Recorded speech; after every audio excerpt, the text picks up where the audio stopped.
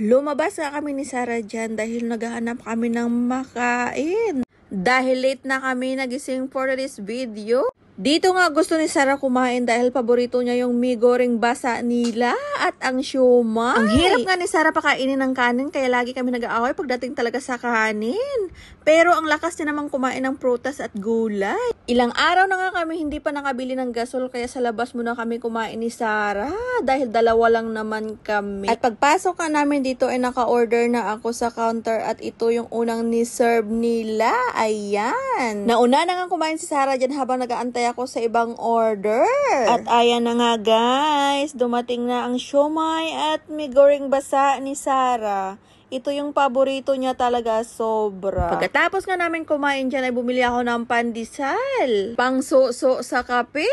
Tuara. Paglabas nga namin ng restaurant, bigla naman tumawag yung daddy ni Sarah. Kung nakauwi na ba kami or hindi pa kasi andito pala siya, nag-aantay sa amin. Ayan. Nakita na nga ni Sarah dyan yung daddy niya kaya biglang tumakbo. Parang isang taong hindi nagkikita.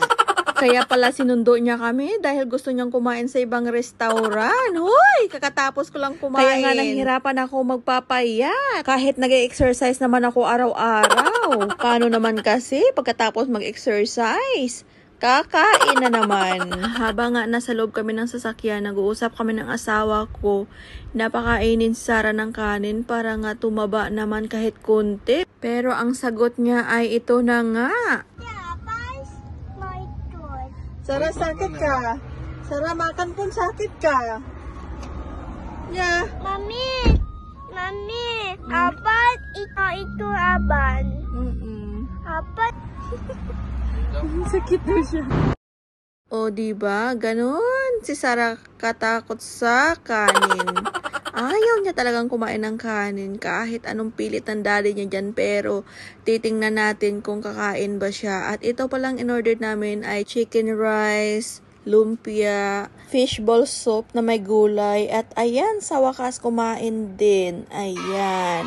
Pagkatapos nga namin kumain dyan guys ay nauna na kami sa loob ng sasakyan dahil yung asawa ko ay nag-take out ng pagkain para ihatid namin sa hospital. Ayan. Na hospital kasi yung asawa ni Dato kaya ayan pinakuha na sa tauhan niya yung pagkain. Inantay nga namin siyang pumasok ng hospital dahil tumawag na si Dato dyan bago kami umalis. Ada sudah to di bawah. Next sudah to. Saya di bawah to. Motor to. Di na nga kami umakyat sa taas dahil nga si Sam hindi pa nakaligo. Baka kasi siya nakauwi ng bahay from work. Ayan. Lagi naman kaming dumadalaw dito at malapit lang nga kami at magkabilaan lang yan ang hospital at yung bahay namin. Kaya anytime naman pwede namin siyang mapuntahan. At pauwi na nga kami ng bahay guys. Bye!